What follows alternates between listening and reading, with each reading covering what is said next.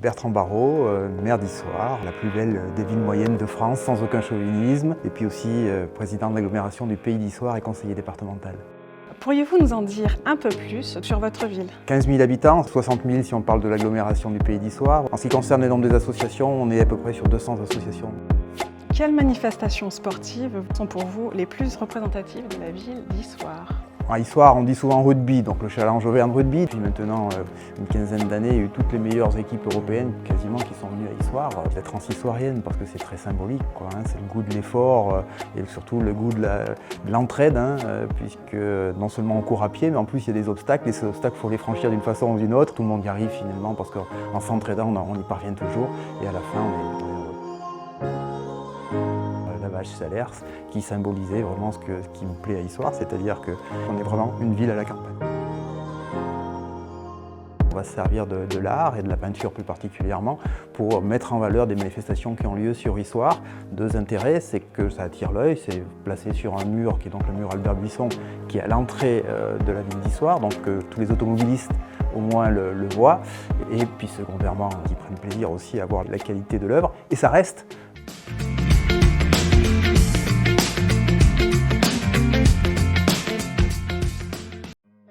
Comment mes créations, reproduites donc sur le mur du stade Albert Buisson, valorisent-elles Issoire, la sportive, et Issoire, la belle?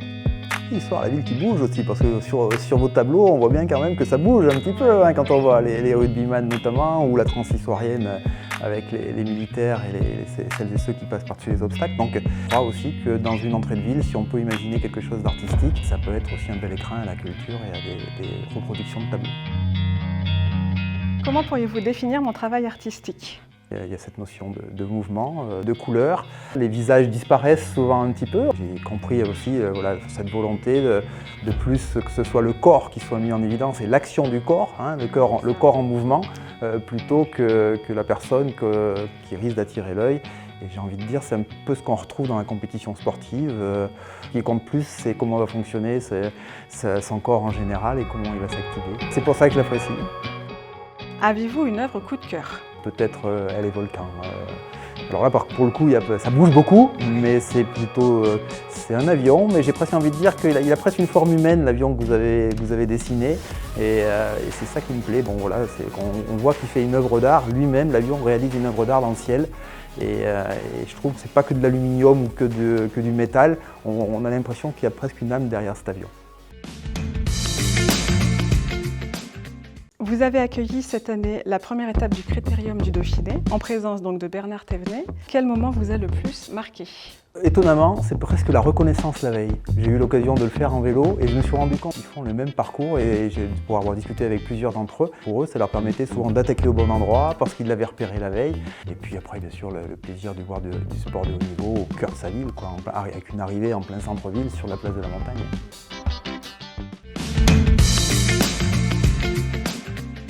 La France accueillera en 2024 les JO, 32 ans après les Jeux d'Albertville.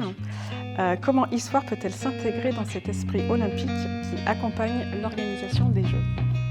Pour dire la vérité, on souhaite même être ville partenaire des JO et peut-être même quelqu'un d'Issoire pourrait participer aux JO, ça serait la cerise sur le gâteau.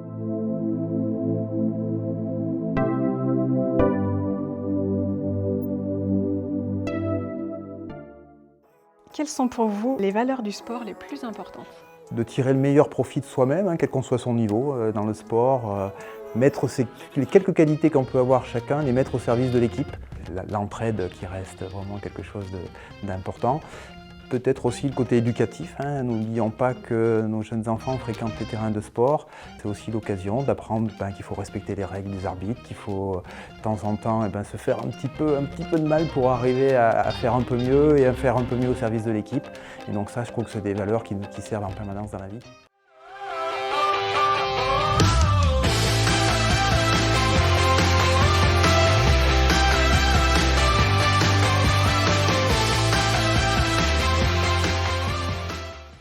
Bertrand Barrault, je vous remercie d'avoir répondu à toutes mes questions. Merci pour votre disponibilité. C'était avec grand plaisir.